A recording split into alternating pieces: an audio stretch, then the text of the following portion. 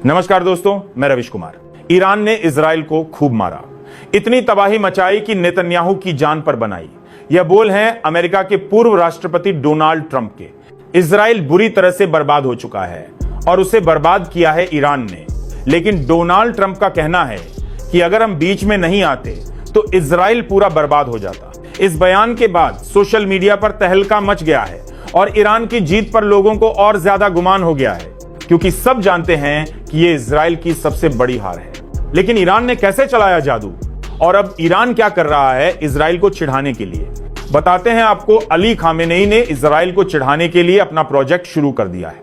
यह वही परमाणु प्रोजेक्ट है जिस पर ईरान फिर से काम करने लगा है और इजराइल को अपनी हर नजर उसमें लगानी पड़ रही है। फिलहाल वीडियो में आगे बढ़ने से पहले हमारे चैनल को सब्सक्राइब करें और हां, कमेंट बॉक्स में जरूर बताएं कि आप किस देश, किस राज्य से हमारी खबर देख रहे हैं। चलिए जान लेते हैं कि अब ईरान क्या कर रहा है जिससे इजराइल को जलन हो रही है। इजराइल ने पूरी कोशिश की कि वह ईरान के सबसे बड़े प्रोजेक्ट न्यूक्लियर बम को खत्म कर दे, लेकिन इतनी जंग लड़ने के बाद भी इजराइल के हाथ कुछ नहीं लगा और ईरान ने इजराइल को परेशान करने के लिए अपना कार्यक्रम फिर से शुरू कर दिया।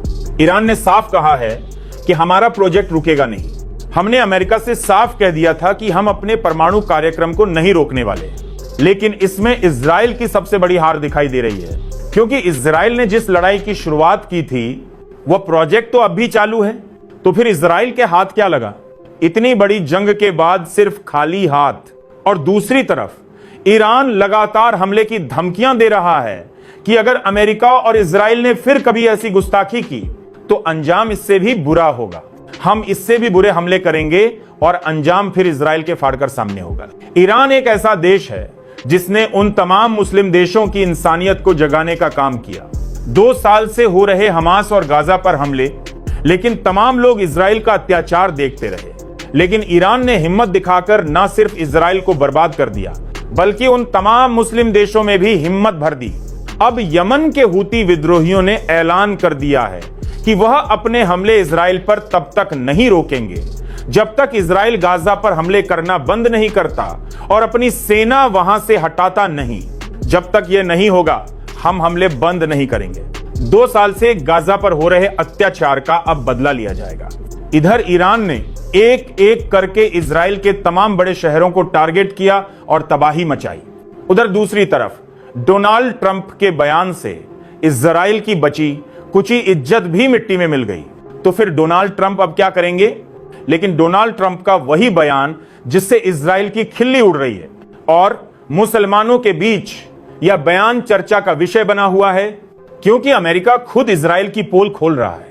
ट्रंप कह रहे हैं ईरान ने इजराइल को खूब पीटा, उनकी बड़ी बड़ी बिल्डिंगें हिला डाली। और यह सब सुनने के बाद लोगों ने अली खामेनेई के लिए इज्जत जताई और कहा कि हर किसी को अली खामेनेई जैसा होना चाहिए जो अमेरिका तक को नहीं छोड़ता, क्योंकि ईरान ने अमेरिका पर भी हमला किया था।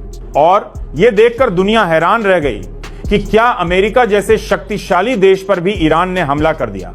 यह हिम्मत हर किसी में नहीं होती। जो ईरान ने किया है उसे देखकर पूरी दुनिया में ईरान की चर्चा हो रही है।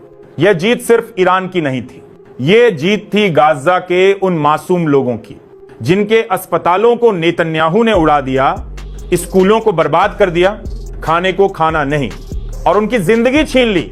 लेकिन आज जब ईरान ने इजराइल से उन सारी चीजों का बदला लिया तो दुनिया देखती रह गई। अब लोग हमास और गाजा के लिए भी आवाज उठा रहे हैं और यह बात तो दुनिया को पता है कि बेंजामिन नेतन्याहू ने मासूम लोगों का खून बहाया है। ईरान की हर एक बैलिस्टिक मिसाइल ने इजराइल को पूरी तरह से तबाह कर दिया। इजराइल के पास अब कोई रास्ता बचा नहीं है। बेंजामिन नेतन्याहू समझ नहीं पा रहे कि आगे का रास्ता क्या है, क्योंकि ईरान ने तो अपना काम फिर शुरू कर दिया है, अपना परमाणु कार्यक्रम। ईरान लगातार इजराइल को चिढ़ाने का काम कर रहा है और यह देखकर पूरी दुनिया हैरान है कि जिस चीज की वजह से सारी लड़ाई शुरू हुई, जिस परमाणु कार्यक्रम की वजह से इजराइल ने हमला किया था, उसे ही अब फिर से शुरू कर दिया गया है। यह साबित कर दिया गया है कि अब यह कार्यक्रम रुकने वाला नहीं है। ईरान अपने मुकाम तक पहुंचना चाहता है और इसके लिए वह कुछ भी करेगा, चाहे अमेरिका बीच में आए, इजराइल आए या कोई और। ईरान रुकेगा नहीं। ईरान ने जो काम शुरू किया है वह उसे पूरा करके ही मानेगा और यह देखकर अमेरिका भी अब बीच में नहीं आ रहा है, क्योंकि डोनाल्ड ट्रंप ने खुद कबूला है कि अगर हम बीच में नहीं आते तो ईरान बेंजामिन नेतन्याहू की जान ले लेता।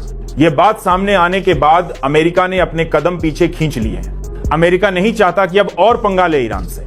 ईरान लगातार इजराइल को धमकी दे रहा है। अगर अब की बार इजराइल ने कोई गलती की तो अंजाम इससे भी बुरा होगा। जो बचा है इजराइल वह भी खो देगा, और इजराइल ये गलती दोबारा नहीं करेगा, क्योंकि अब की बार तो अमेरिका भी इजराइल को नहीं बचाएगा। ईरान की शक्ति और ताकत देखकर हर कोई ईरान को सपोर्ट कर रहा है।